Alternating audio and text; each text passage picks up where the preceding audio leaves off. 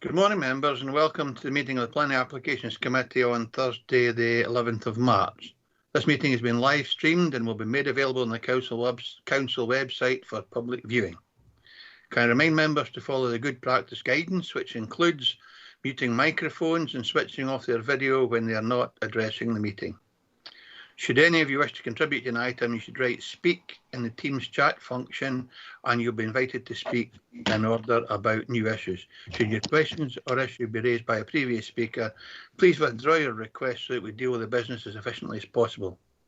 The usual standing orders apply, including that any votes will be undertaken by roll call. If any member has to leave the meeting for any reason, can I remind you to either write "leave" in the chats meeting for that period of time and then join again, which will allow us to monitor the members that are present. Clark, can you confirm the sediment, and at the same time can I approve remote participation by members for this meeting? Thank you. Tracy. Thank you, Chair. We've currently got 14 members present. I've got 5 apologies. That's from Councillor Crothers, Councillor Ferguson, Councillor Lever, Councillor McClelland and Councillor Young. Not present at the start of the meeting is Councillor McGregor and Councillor Sloan. Thank you, Tracy. Are there any declarations of interest, members? Yes, please, Chairman. Pauline? No, it's Jane. Chair. Jane. Oh, good morning, Jane. Good morning. Sorry, I couldn't find the chat. Chairman, I want to declare an interest in item 6. A property named in the report is owned by a relative, so I will leave the meeting. Thank you. And I'm sure all members will know, just while you mention item 6, that item 5 has been withdrawn from the agenda today. And once Tracy has outlined the procedure for today, I'll ask David Sutt to come in and just explain why this was withdrawn at a late date. So if there are no other declarations of interest, can we then agree the minute of the previous meeting of the 24th of February? Agreed. If there are no dissent, I'll take that as a true record. And finally, Tracy, Sorry. Again. Chair, Jim McComb has his hand raised. I'm not sure if he wants to come in at the moment. All right, I didn't see that. Okay, Jim, come in, please. Thank you, Chair. It was in relation to item 5, but since it has been withdrawn, then I have no interest to declare. Thank you, Jim. Thanks for that. Okay, then, Tracy, can you now outline the process or the procedure to be followed today? Thanks, Tracy. Yes, thank you, Chair. The Planning Applications Committee will consider each application in turn as detailed on the agenda. The case officer or other appointed officer will make a short presentation addressing the determining issues accompanied by digital images. Any late information, amendments or corrections will be reported at this time. Members may ask questions of officers following the presentation on points of clarification. We have no representative registered to speak at the meeting today. So once the presentation has been heard and points of clarification, the Planning Applications Committee will then be in session and proceed to determine the application. Thank you, Tracy. I've just had a reminder from governance that we are not withdrawing agenda item 5. That was a mistake on my part. We are deferring it. So at this stage, David, can you come in, please, and advise members on a deferral rather than a withdrawal? My apologies for misinterpreting what was said. Thank you. Thank you, Chair. Good morning, Chair. Good morning, members. Yes, for clarification, that the application has not been withdrawn. It's simply, I'm afraid, it was an admin oversight on our part that the Cree Valley Community Council, who are a statutory consultee and have objected to this application, and in fact it's the sole reason it was before yourselves, have actually pointed out that they didn't get notification 5 working days before the committee that they should have done. So I can only apologise for that. They accordingly didn't have enough time to go and prepare for this, so it's only fair to them to roll this one forward to next month. But the application is not withdrawn, it's just deferred to April. Thanks very much, David. And that's an unusual set of circumstances. Thank you. Okay, we move on to agenda item number 4, which is an application for the erection of 2 dwelling houses and 1 domestic garage, formation of access and installation of biodisc private sewage treatment systems at plot 2 Lag Hall, New Abbey Road, Dumfries. The application type is a full planning permission application, reference number 20/2040/full. The recommendation is to approve subject to conditions, and the case officer is Carla Livingston, and I see Carla with us. So whenever you're ready, Carla, can you take our members through your presentation, please?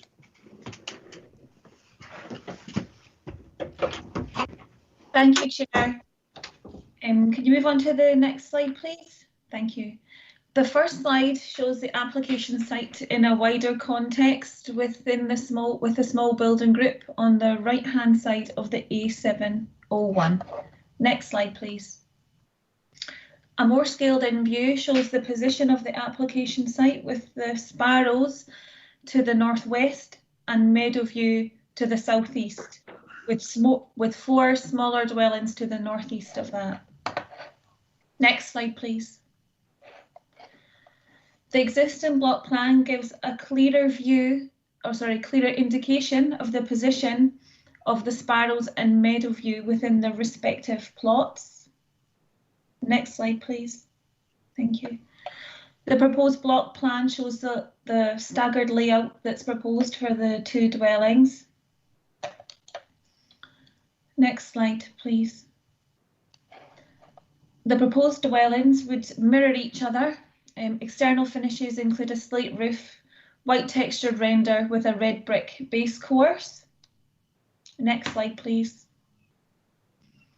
This shows the U223N road, which is a single track road that serves the site. You can see the garage of Hazel now on the right-hand side with the Sparrows beyond. Meadowview is set back from this.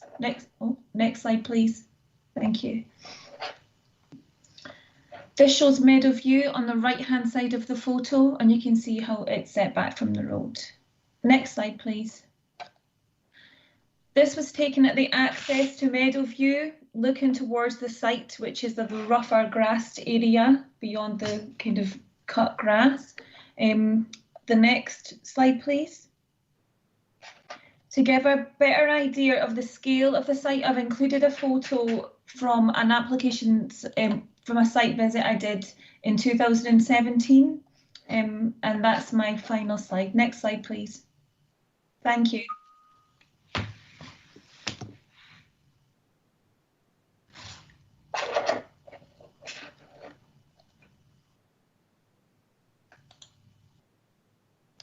You're on mute, Jim. Sorry, Tracy muted me to stop me talking while Carla was making her presentation. My apologies. Thanks, Carla. That brings your presentation to a close. That's great. We have questions now for the case officer, and we also have Kevin Morrison with us from our roads department, so that can be incorporated into questions for the case officer before I go into session. So I'm looking to see if any members have any questions for the case officer. Dave McKee. What sort of gaps between those houses, Carla? They look quite close together. And is there going to be overlooking, or are the windows spaced such that they don't see into one another's houses? Carla? I'm sorry, I don't have a note of the exact gap that's between the 2 houses. And I know there are windows on the side elevations of the houses. I think that could be managed with boundary treatments. I've asked for full details of proposed boundary treatments to be submitted before the commencement of each dwelling house. And that's in order to make sure that there won't be potentially overlooking issues between the dwellings. Thank you. Thanks, Joe. And that's something you might be able to deal with in conditions if we're inclined to support this application today. I now have Ian Blake followed by Jane Maitland. Ian Blake, please.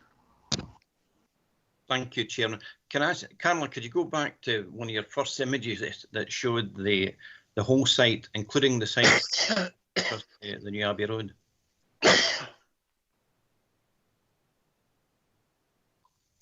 Back another one yet, maybe. Yeah, there.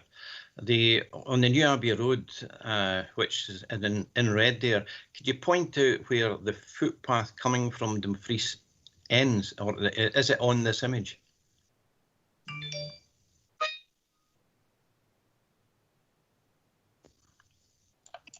I'm sorry, I don't have a pointer. I don't think I can't point to the image. I'm not sure about the footpath on the road.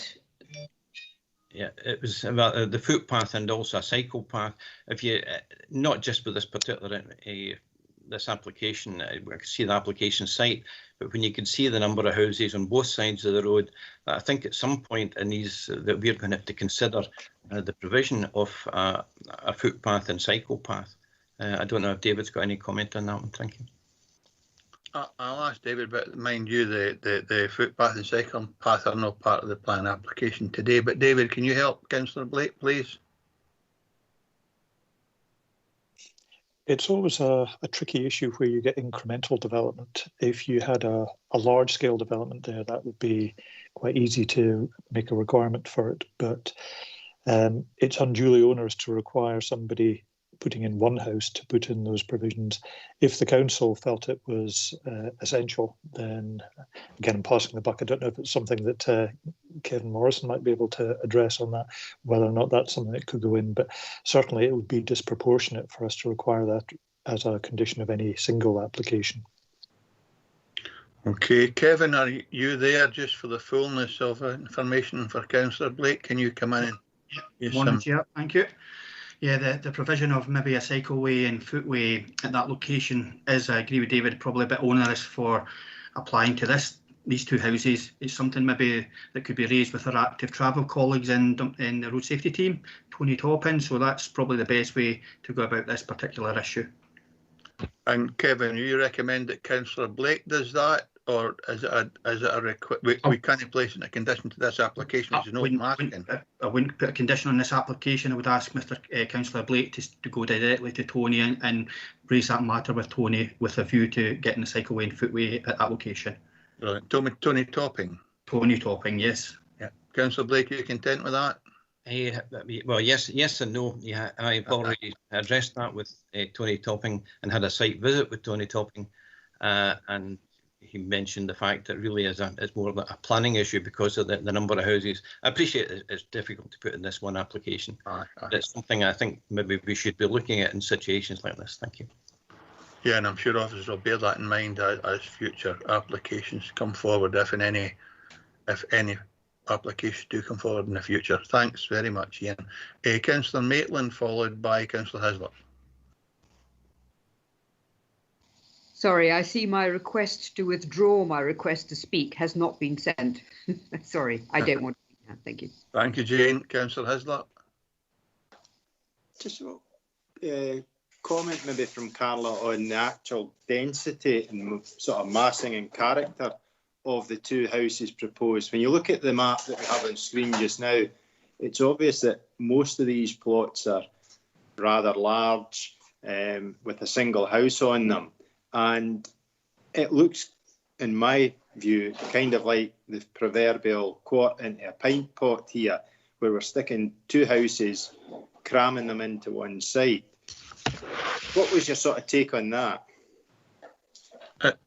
It's actually in the report, Ivor, where Carla addresses that. But Carla, can you help Councillor Hislop, please? Yes, it was viewed that in the wider context of the small building group, the dwelling houses themselves are the scale of them is comparable to the other dwellings within the group. It is acknowledged that the two houses on either side are larger.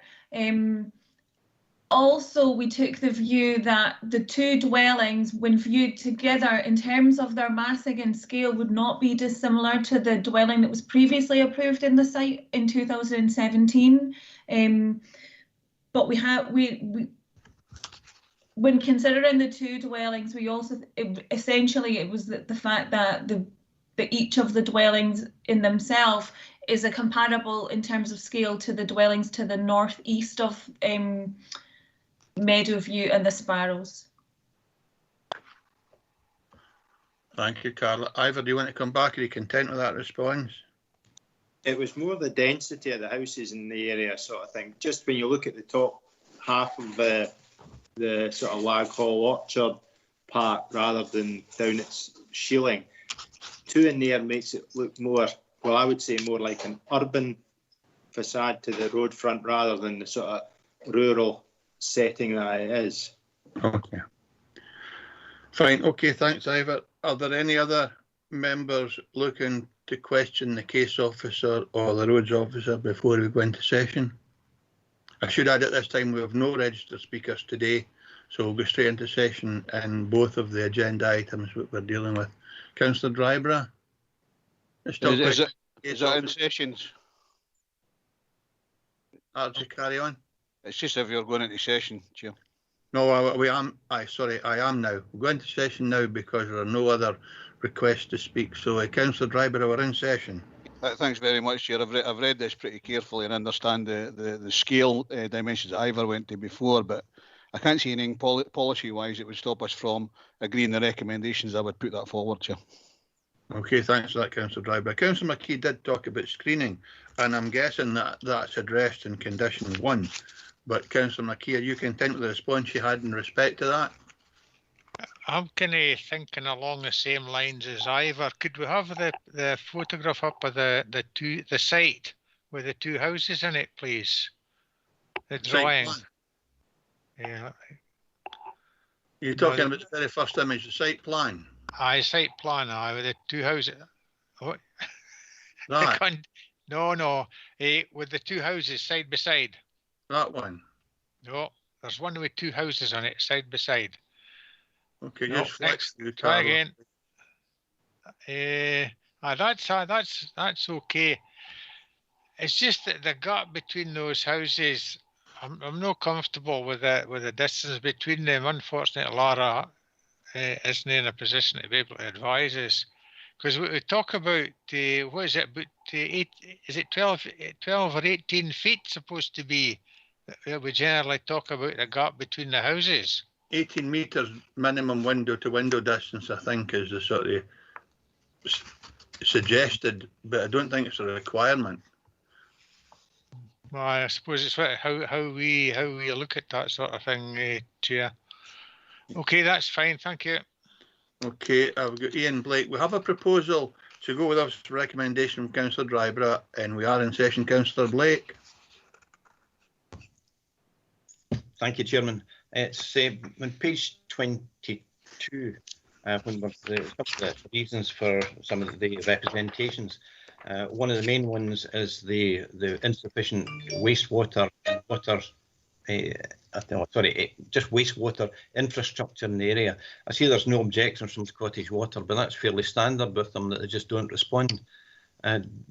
Should we be concerned about this in any way?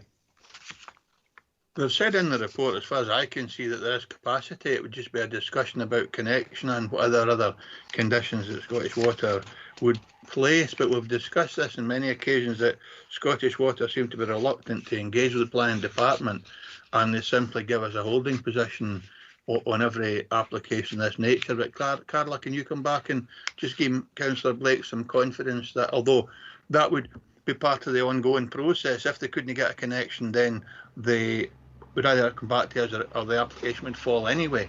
But Carla, can you come in and just give Councillor Blake some confidence, please? Is it the connection to the public water supply or the wastewater drainage?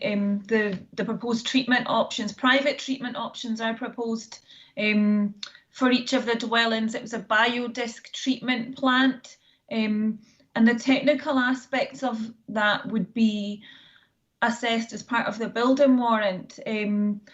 But as I said in my report, Scottish Water raised no objections, and it would be subject to a separate application to Scottish Water directly.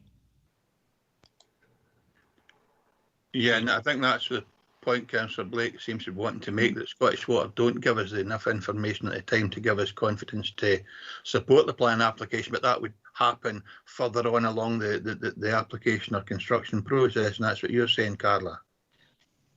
And yes. Councillor Blake, content with that?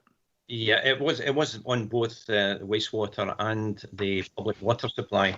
If I'm correct in what you're saying, this application wouldn't go ahead if there were insufficient, if they couldn't get a water connection or with sufficient supply. It would have to be revisited and brought back to elected members as a change to what was approved by us, and I would include, I would imagine, wastewater and public water supply. But again, Carla will be able to advise that. But my understanding is it simply couldn't be implemented if the requirements for implementation are no met. But can you just clarify that, Carla, please? Yes, that's correct. They would have to reapply for planning permission if, as a result of not being able, again, if they couldn't get a connection there, or if they had to amend the site in any way. You're right in that the Scottish Water tend to give a kind of broad response, and that they tend to not to object. They say they don't have any objections to proposals, but obviously we can't hold them to that because each application has to be subject to a separate license requirements with them. But I have to give her, I have to prepare my report in line with what Scottish Water have, the advice that Scottish Water have given me, which is that they raise no objections to the proposal. Yeah, that's brilliant. Thanks, Carla. Okay, I've got Pauline looking to speak, followed by Councillor Hislop. Councillor Drysdale, please. Thank you, Chair. Just for a point of interest, Councillor McKee, if it makes you allays any of your fears, if you look closely at the block plan, I think you can see most of the windows, the way the properties have been designed, won't overlook each other, albeit I do agree they are quite close together. However, it will meet the needs of people who require a ground floor property with perhaps disabled access, or the elderly, which of course we're short of in Dumfries and Galloway. I would be minded. Oh, you've muted yourself halfway through, Pauline. Sorry, I didn't even touch anything there. Don't know what happened. Sorry, Chair.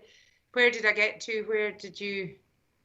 What was the last? You're minded to do something. Yeah, I'd be minded to support Councillor Drybrough and second the proposal going through.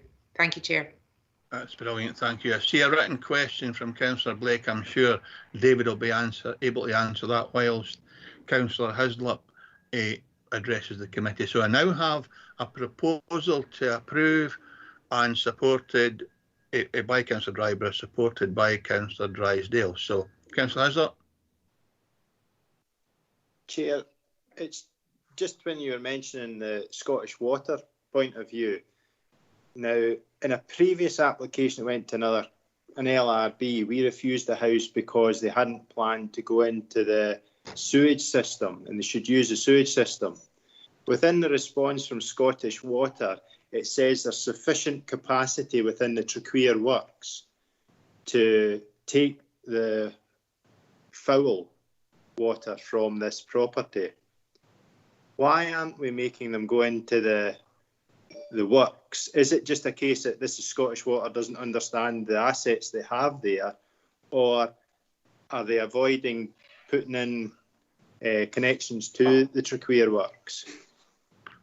I would imagine we'd be in a position where we could condition that the property must connect, although that's normally what Scottish Water does. But I'll ask Carla just to come in on that again. Is there any reason why we don't require these properties to be connected to a properly set up wastewater treatment plant? I know that within settlements we ordinarily require a connection to the public sewer, but in a site like this I'm not 100% sure what our standard approach is. I wonder if David could help me. David, can you come in please? And it's just about whether or not we can condition a connection, or whether we simply consider whether or no the proposal brought before us is acceptable, or whether that's indeed in the gift only of Scottish Water. Can you maybe help us with that, please? No problem, Chair. Yes, indeed, what Carla said is correct, that the presumption in built-up urban areas, settlements that we have in the LDP, you shouldn't be using private systems there for fairly obvious reasons. In more rural areas, where it isn't always possible to connect, then it is acceptable to have alternatives. And clearly what's been proposed here is not a septic tank, it's a biodisc system which provides a higher degree of treatment. As to why they've gone down that route rather than seeking an actual direct connection from Scottish Water, I don't know, but it's what they've applied for is the biodisc system. And there's no planning policy reasons in this particular instance because it's not within a settlement boundary to insist on that. So on that basis, we wouldn't have the grounds to really put a condition on or justify that it be refused on the basis that it's not connecting into the system. Thanks, that's helpful, David. So we can't condition it, that's quite clear. Ivor? Chair, Ivor? Can I come back?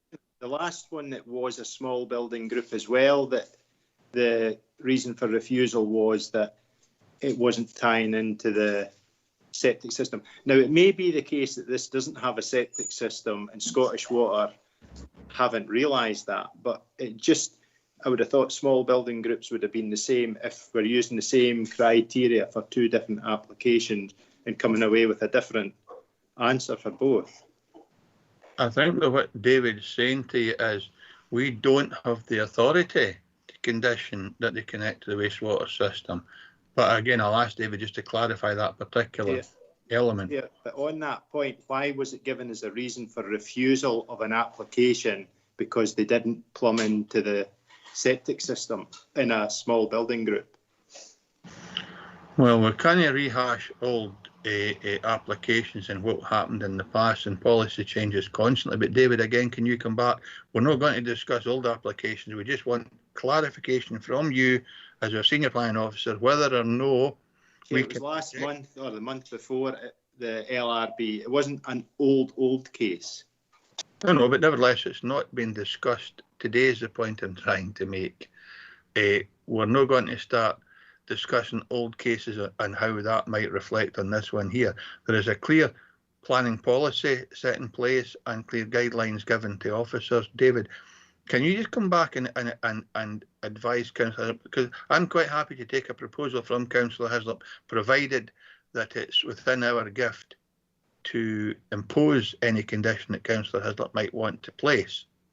So can you come back, please, and give us chapter and verse what we can and cannot do in relation to connections to wastewater treatments when that connection is clearly available should a third party wish to take the opportunity to do so. Thanks, Chair. As you were speaking, I was desperately trying to find in the local development plan the relevant policy, but it's eluding me at the moment. Certainly my understanding is that wherever possible, you should connect into an existing system. I'm trying to remember if it was the Nether Mill case that Councillor Hislop is referring to, which I did act as advisor to the LRB on.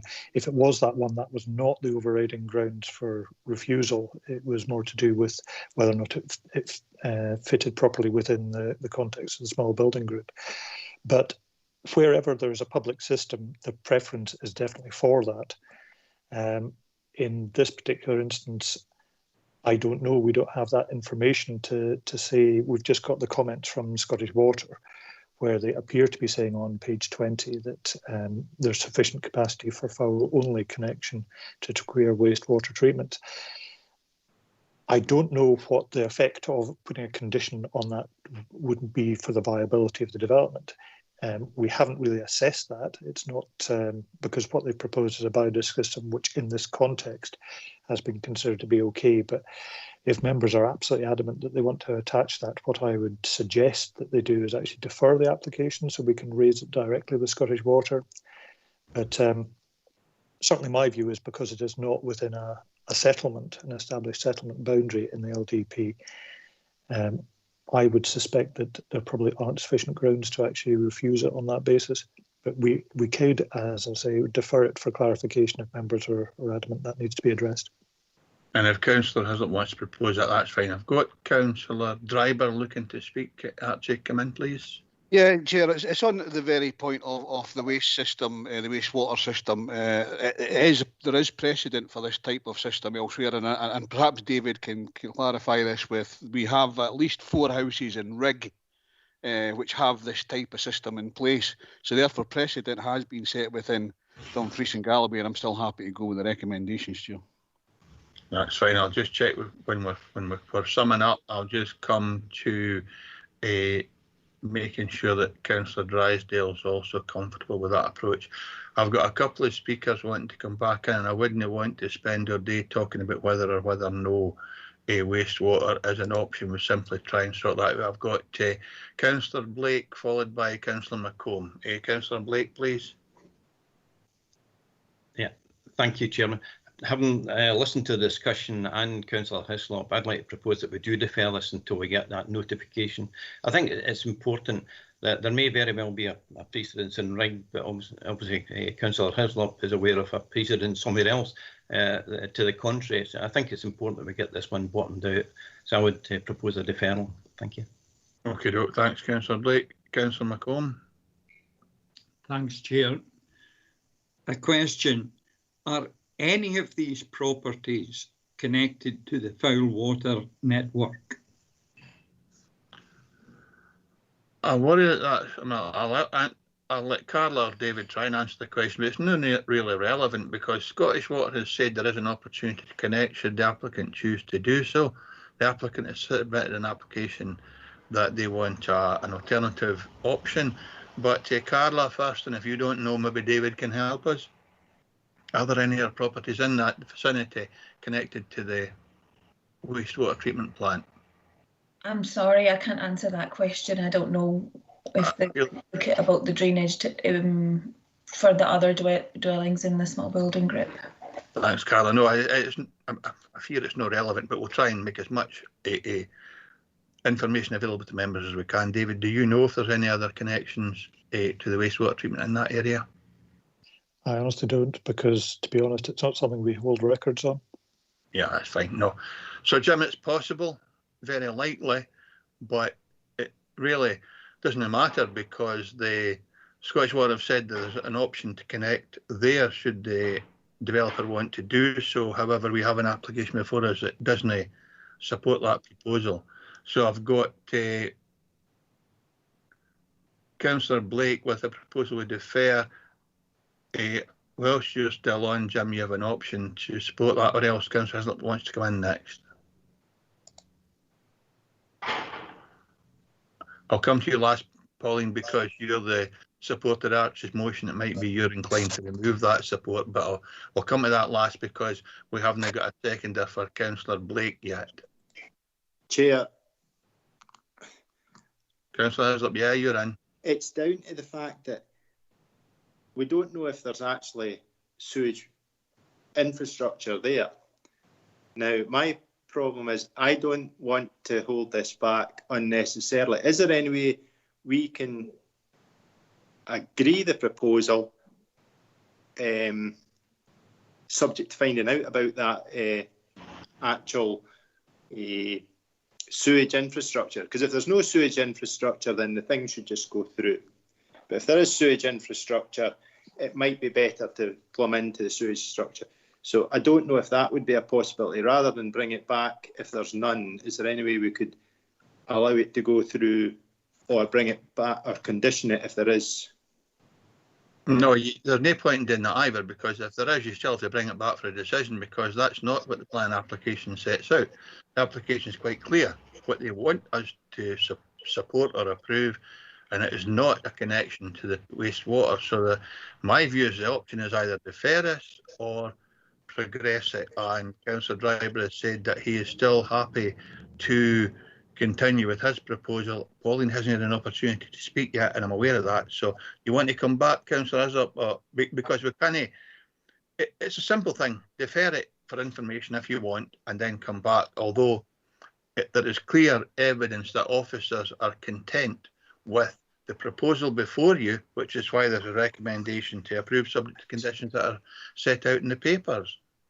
So it's either a deferral for information, then you set out what information is that you want and what you want to happen, or else the application progresses as is for consideration.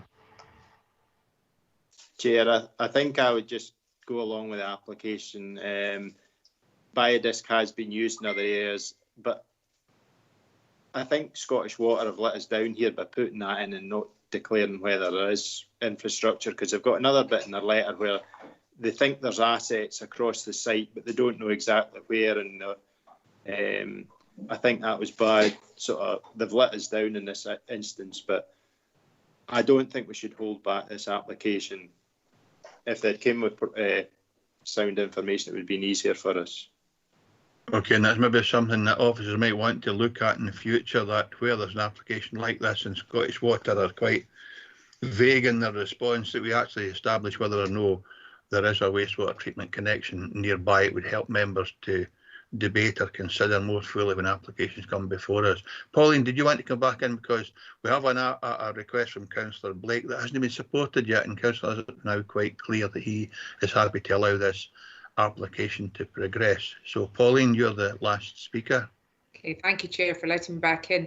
I'm frantically Googling biodisc systems here, as I had no knowledge about them. I wondered, just before I make my final decision with the rest of the group, Carla or David, could you just clarify what the why a biodisc? I know it may be that there aren't sufficient sewage treatments or waterworks available, but it seems to be that it's quite a carbon friendly option. Could you just give me some clarity as to your knowledge upon that? And again, I would agree with Councillor Hislop. He's correct in saying we do need more information before we make these decisions, from Scottish Water. So thanks. If you could just give us a bit more information on the system. But otherwise, if I'm happy, I would go with the recommendation. Thanks, Chair.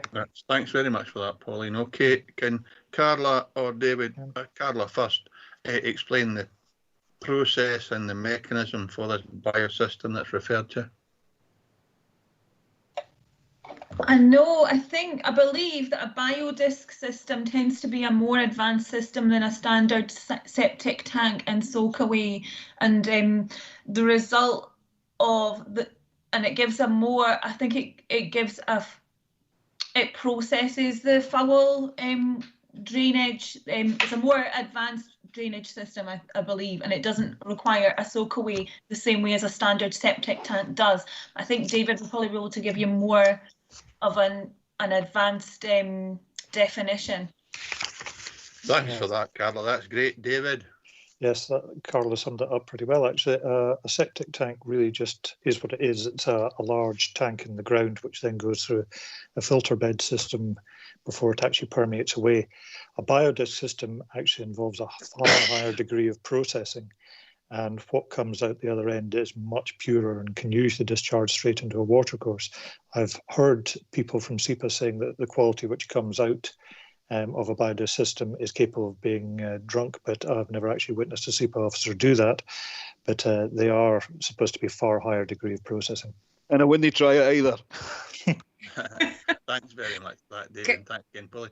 I've got Councillor. Oh, you want to come back in, Pauline? Okay, just to say I would agree with that, and I'm happy to back the recommendations, as I have also found out that it's actually quite carbon friendly, but more information going forward would be great. Thank you, Chair. Thank you, David and Carla. Thank you very much, Pauline. I've got Councillor McKee, and then we're going to go to the determination. Councillor McKee. Thanks, Chair. I've just been looking at the consultations, and with Scottish Water under 21D asset impact assessment, according to our records, the development proposals impact on existing Scottish Water assets. So it might be affecting the wastewater and that sort of thing as well. And the applicant on E, the applicant must identify any potential conflicts with Scottish Water assets and contact their asset impact team via our customer portal to apply for a diversion. So the applicant is going to be working on Scottish Water assets, and why no use them? Well, that's for the applicant, David McKeon, not for us today. And the applicant, I'm sure, will have given due consideration to that, and we'll have to engage with Scottish Water going forward to ensure that any connection or adjustment to the assets are dealt with. But again, that's their issue, not ours. Chair, if I can just mention that assets could also include water mains, not necessarily sewage. Yeah, aye, yes, of course it could, aye. Right, so we have a proposal from Councillor Dryborough, seconded by Councillor Drysdale, that we approve the application as set before us today. We have a proposal by Councillor Blake to defer this meeting or this decision until such times as further information can be got or gleaned as to whether or not a wastewater connection can be made to the wastewater treatment system. That doesn't yet have a seconder.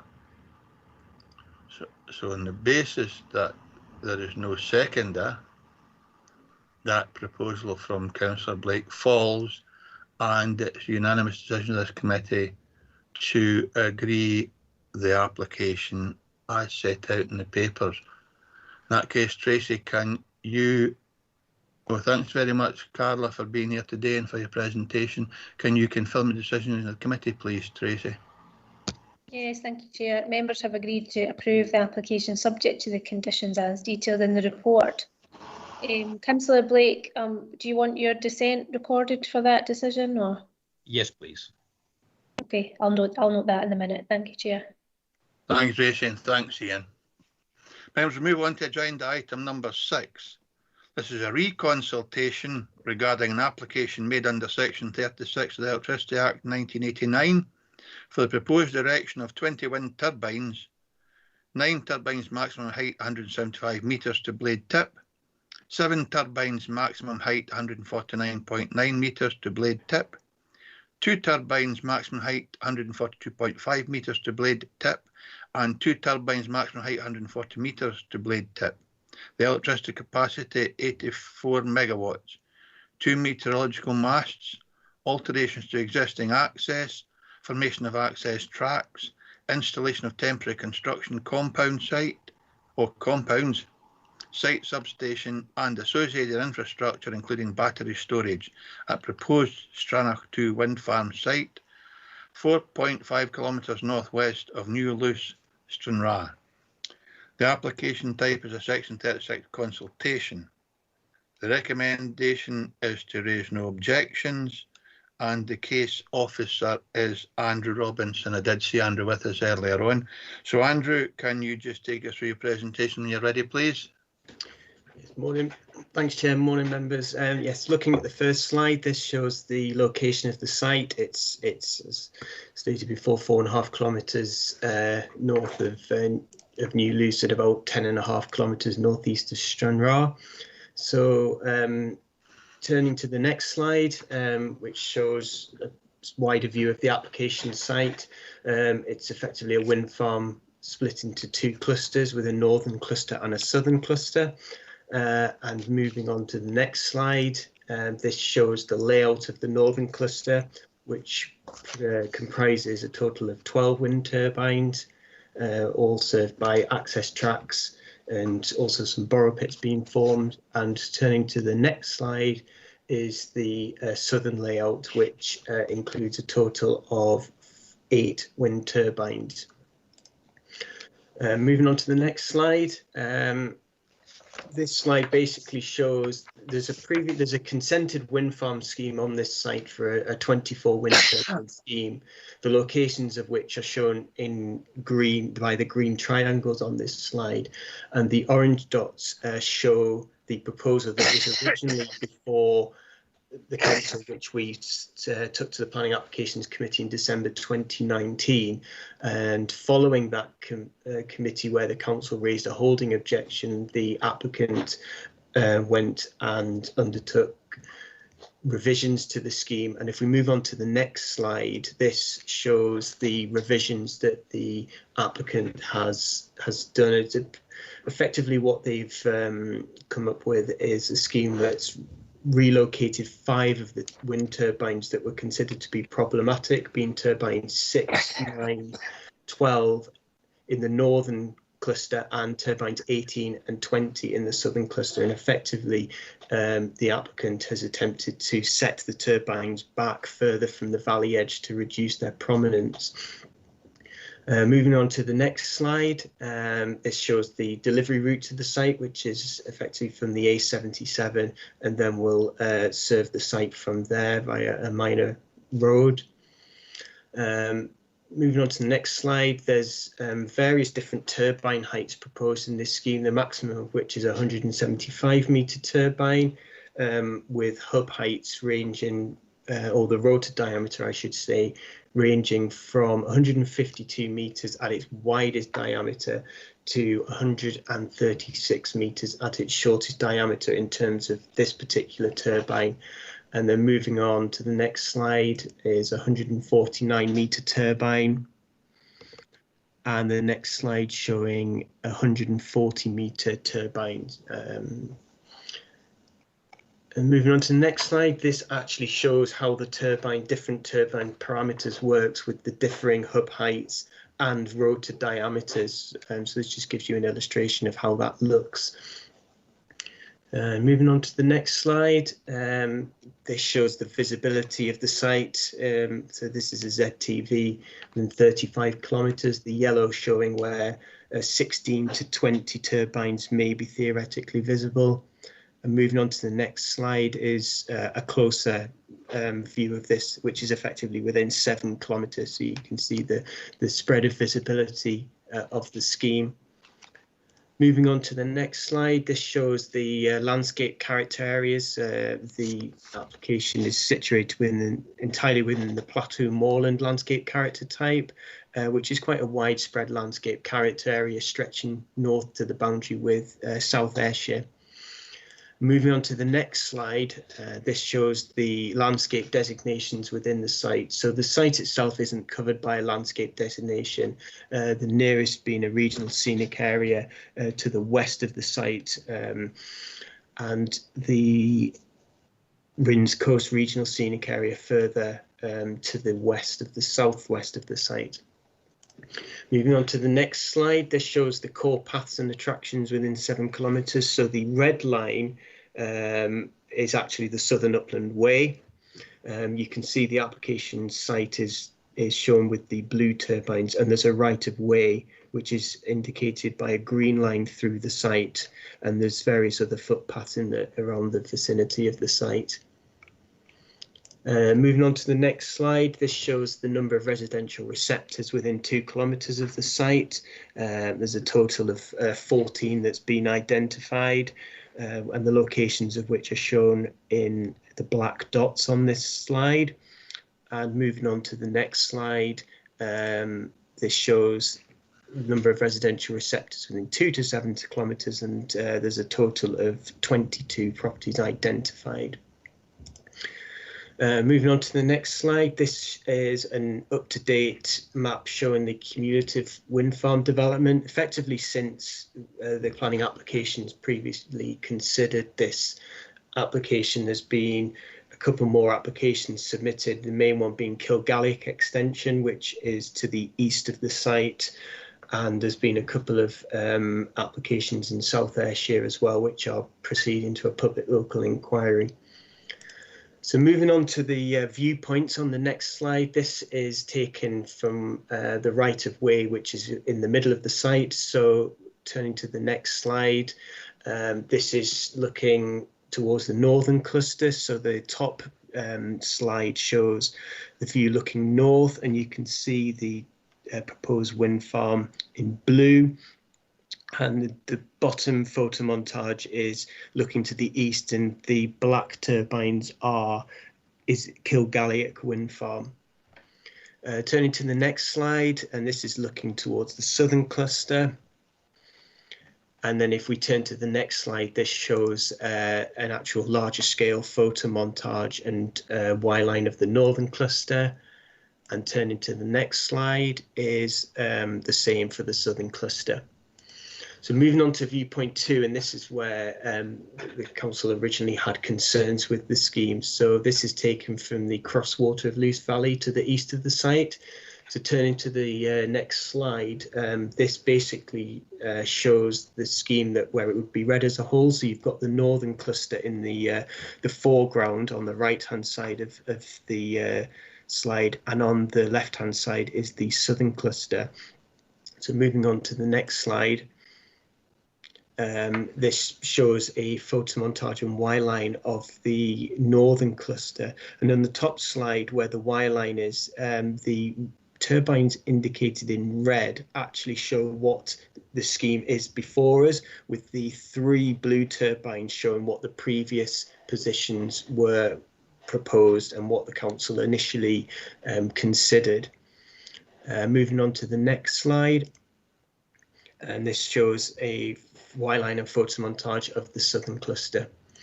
Moving on to the next viewpoint in the next slide is at Triac Bridge, which is just a little bit further to the south of the previous viewpoint. So moving to the next slide, this shows Y-lines and photomontages of the northern cluster. And then moving on to the next slide is effectively a larger scale view of the same viewpoint as what we've just seen before. Moving on to the next slide at Viewpoint 3, this is now the southern cluster, so you can see the blue turbines there are the Y lines of the proposed scheme.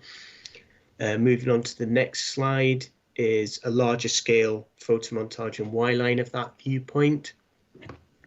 And then moving on to the next slide, it's a little bit more difficult to see, but this is actually showing a comparison between the consented layout photomontage, which is at the top, and also the layout that is before us today. Moving on to the next slide, this is from the southwest of the site at Pinwan Reservoir. So if we could turn to the next slide, it shows a Y-line and photomontage of the scheme. And moving on to the next slide shows a bigger view of that viewpoint. Moving on to the next slide, this is at Legafferty Lodge, which is to the northwest of the scheme. So moving to the next slide, again, you've got the wire line and a photomontage. And turning to the next slide is a larger photomontage and wire line from the same viewpoint. And that's of the northern cluster. And then turning to the next slide is the same, but for the southern cluster. Turning to Viewpoint 11, this is taken from Benaraid, which is a hill summit to the northwest of the site. So turning to the next slide, again, it shows photomontage and wire lines. And then turning to the next slide, there is an enhanced view of that from that viewpoint. And turning to the next viewpoint, this is taken from the closest point on the Southern Upland Way, which is about 5.6 kilometres to the southeast of the site. So turning to the next slide, it's showing a photomontage and wire line from this viewpoint. And the next slide shows a larger view of that. So if you could, probably easier to see the wire line from this viewpoint. So turning to the next slide, the scheme actually is that before us today requires aviation lighting, which was a concern that we raised in our holding objection back in December 2019, and the applicant has actually gone away and has redesigned the scheme and tried to mitigate the total number of aviation lighting that is required in this scheme. So what's required now is a total of 5 turbines in the northern cluster to comprise 1 aviation light. And what is proposed is that different intensity lighting can be used for different periods of time. So turning to the next slide, in a simple term, this is showing effectively the number of lights that could be theoretically visible. So the green illustrating 1 to 2 lights being visible, and the light blue illustrating where 3 to 5 lights could be theoretically visible. Now moving on to the next slide, the environmental impact assessment that we've received is basically shown that the lighting intensity would actually change with the turbines depending on the view of how it would be seen in the landscape. So effectively, if you turn to the next slide, this diagram shows where the maximum intensity of lighting would be seen would actually be at the horizontal, 0 to 3 degrees above the horizontal. viewing the turbines from below the horizontal, the intensity of the lighting actually reduces. So what's proposed is there's a maximum of 2,000 candela lighting required, but that would only be required in periods of poor visibility, which is seen as periods of time where the visibility would be less than 5 kilometers, and that is only anticipated to be around 4% of the time. For the other 96% of the time, when the turbine lights are required to be on, that intensity would be reduced to 200 candela lighting. So moving on to some of the viewpoints, the applicants provided quite a few for us to illustrate this. So this is taken at Triac Bridge, and turning to the next slide, this basically shows the background photograph of the current appearance of the site, and the Y line basically shows what turbines would require lighting.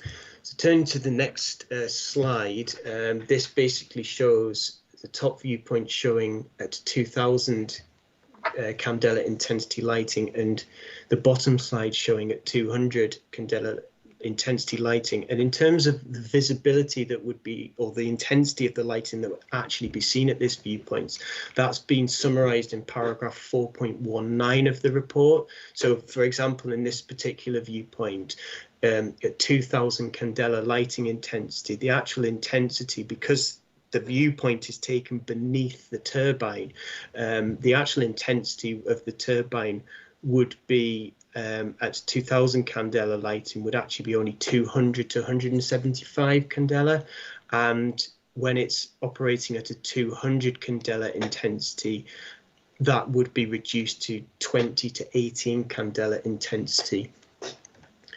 So moving on to the next slide, this basically shows the same viewpoint but zoomed in a little bit more. Moving on to the next slide, this is taking Legaffer Lodge, which is one we saw before, to the northwest of the site. So again, the first visual shows a baseline photograph with Y lines, just illustrating which turbines would be lit. And turning to the next slide, this shows the 2,000 candela intensity lighting, and the bottom slide at 200 candela intensity lighting. Moving on to Viewpoint 3, this is taken from Chiamori Ken, which is to the northeast of the site. So moving on to the next slide, the baseline photograph, and beneath that the Y lines indicating which turbines require lighting.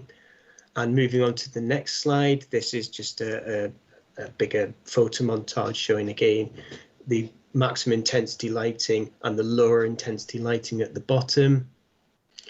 Moving on to Viewpoint 4, which is from Penoir Reservoir to the southeast. So moving on to the next slide, you've got the baseline photograph and the wire line showing which turbines required to be lit. And then moving on to the next slide, you've got a bigger photo montage showing the two lighting intensities. Moving on to the next slide from Bradefell, which is just to the southwest of the previous viewpoint, and this is showing, moving on to the next slide, this is where the scheme would be seen within a much wider landscape context. And then moving on to the next slide, you have the photo montages of both intensities. Moving on to the next slide, this is actually taken from the nearest point on the Southern Upland Way at Belmurray. So moving to the next slide, that shows you the baseline photograph and the wire lines of the turbines. And moving on to the next slide, that shows a photo montage from this viewpoint. Moving on to the next viewpoint, this is actually taken from the closest position within the Galloway Forest Dark Sky Park, so quite an important viewpoint. And moving on to the next slide shows the baseline photograph and the wire line showing which turbines required to be lit. And I haven't included the photo montage because it's pretty much impossible to see with the turbine lighting from this location. Moving on to the last viewpoint, this is at Milton Hayes, which is a property just to the east of the site. So moving to the next slide is the baseline photograph and the wire line. And moving to the next and final slide, this shows the different lighting intensities, but also in this viewpoint, there's already lighting within the landscape. So moving to the last slide, in conclusion, it's considered that the proposed amendments represents an improvement on the previously submitted scheme and a better composition of turbine layout and scale, although the revised scheme would still have some tension with the Dumfries and Galloway wind farm landscape capacity study, as the amendments would not fully mitigate or comply with the guidance, as some of the turbines are still not considered to be well sited away from the sensitive edges, but where they abut small settled valleys. But whilst there is a preference for infrared lighting for wind farms, it's considered in this instance that the mitigation measures adopted by the developer and the relatively reduced amount of receptors that would be affected by the lighting, it's considered that the lighting is acceptable in this instance, and it's therefore recommended the council does not object to the proposal, subject to the imposition of the recommended conditions in the report, and formally notifies the Scottish ministers as such. Thank you, Chair. Thanks very much, Andrew, for your extensive presentation this morning. Well done. Members, any questions for our case officer?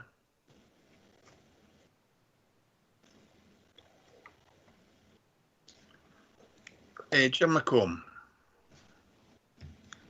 Thank you, Chair. Andrew, can you confirm if the landscape architect is still opposed to the turbines in the southern cluster? Thank you, Councillor. Yeah, I can answer. The council landscape architect maintains her objection to the turbines in the southern cluster, and that's totally understandable. That was the position that was taken in consideration for the Stranraer 1 scheme, which was then subject to a public local inquiry, and it was subsequently approved by Scottish ministers. But the landscape architect is maintaining her professional opinion on the suitability of the southern cluster of turbines. So yes, she is still objecting effectively to the southern cluster of turbines. Thanks, Andrew. Thanks, Jim. Councillor McKee. I can see why she's complaining about it as well. What's the distance between these two clusters, Andrew? And should that not be separate applications instead of linking them together? And really, when you see the map with the total turbines in that area, goodness me, when's it going to stop? A difficult situation. Thanks, Chair. Thanks, Joe. Thanks. Yes, in terms of the distance between the two clusters, I've just done a quick calculation. It's about 1.7 to 1.8 kilometres between the nearest turbines of those clusters. In terms of the whether it needs two applications, because the applicant has put the two clusters within the red line boundary for the whole site, they've included it as one application, then that's absolutely fine for them to do that. And in some ways, I think it's actually more preferable for the scheme to have been submitted in that way, because it allows the decision maker to consider the scheme as a whole. But the previous scheme, the Stranraer 1 scheme that's got consent, included the two clusters as well. So that precedent has already been considered to be acceptable. Thanks, Andrew. Thanks, Joe. Any other members? Andrew, in terms of the lighting, that seems to be a major issue with us, especially when you look for infrared. Is there any way we can place a holding condition with the Scottish Government that if, for whatever reason, one particular or this scheme doesn't actually satisfy what we would expect or what's reasonable, that we can revisit it? Or once this is done, is it simply done and that's the end of the matter? Yeah, let me just find the paragraph where it was paragraph 4.30 of the committee report. The applicant drew our attention to a condition that's being suggested with a scheme elsewhere, and it's Clash Gower Wind Farm, which is in the Marai Council area. And effectively, the condition that's been put forward for that scheme effectively is requiring review periods for aviation lighting. So at each So effectively it varies whether it be the first year and then after the third year and then the fifth year. At each point there's a review as to the current situation with aviation lighting. I've looked at that condition, and whilst I can see the merits in that condition, when I've looked at the scheme that's been referred to, it's still at a public local inquiry. So I'm not 100% sure what discussions were taking place as to the suitability of that condition, and I'm also not sure at this stage whether Scottish ministers would even accept such a condition. I'm not sure whether it's actually been attached to any consent yet. So I can see the merits of the condition, but I was a little bit reluctant to recommend it because it hasn't actually been agreed or seen yet in a decision. But I do see the merits of doing such a thing, of requiring a review period, so that, let's say, for example, aviation lighting that's radar activated comes into force, then that would then take over and require the lighting to be removed. Okay, we'll leave that in your capable hands, Andrew. The other question I've got is on page 42, 1.2.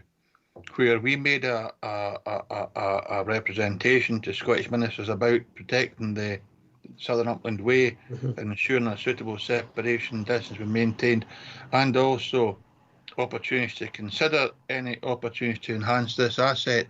And then 1.3, the next page, it says, in recognition of the Council state concerns, the applicant considered options for redesigning the scheme. Did that include the Southern Upland Way, or is that simply still a representation we are making to the Scottish Government? Because clearly it's an important route that's identified by members and in your report. Enhancement of assets, absolutely, wind farm companies should contribute to that if they're disrupting it in any way. I just wonder if that's built into the response from the applicant, or whether that's still just with Scottish ministers. It's not been directly addressed by the applicant, so it effectively will be a representation to Scottish ministers. Yeah. The Southern Upland Way is located about 5 kilometres, or just over 5 kilometres to the southeast of the site. So there is a separation distance of 5 kilometres between the proposed site and the Southern Upland Way, but it's a representation to the Scottish ministers. Is still what it would be. Okay. And the last thing is an observation, maybe in 1.6, where some of these Turbine Heights have been reduced to try and satisfy our objection. And halfway through the 1.6 paragraph, it says the anticipated nominal capacity of the wind farm would remain at 84 megawatts, which suggests to me it's contrary to what we're being led to believe by the number of increased height applications we're receiving, and I can hope, I don't need you to respond to that, Andrew, I just can hope that's noted by other wind farm developers, that they don't need to increase height unnecessarily, especially when it contradicts what we're trying to achieve.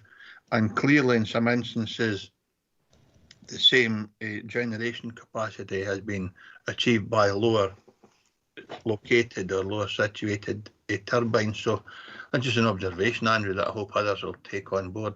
Any other members have any questions or observations before we go to determining this application? Or response to the Scottish Government? It's no an application per se. Okay, members, in that case, we're in session. Jim McComb.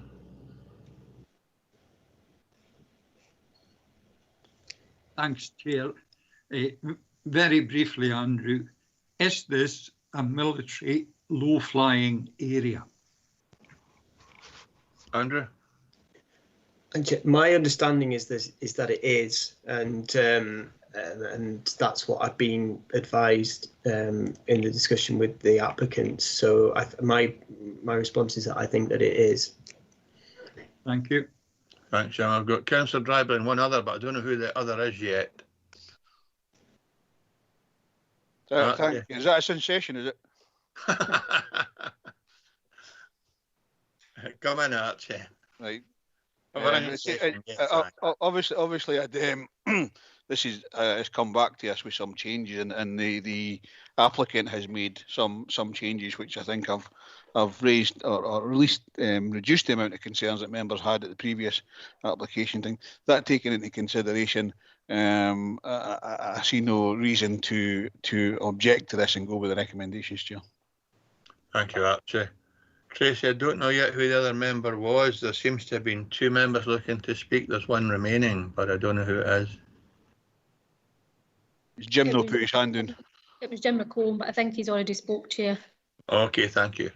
Okay, so I've a proposal from Councillor Dryborough that we approve the application or consultation as set out in the document.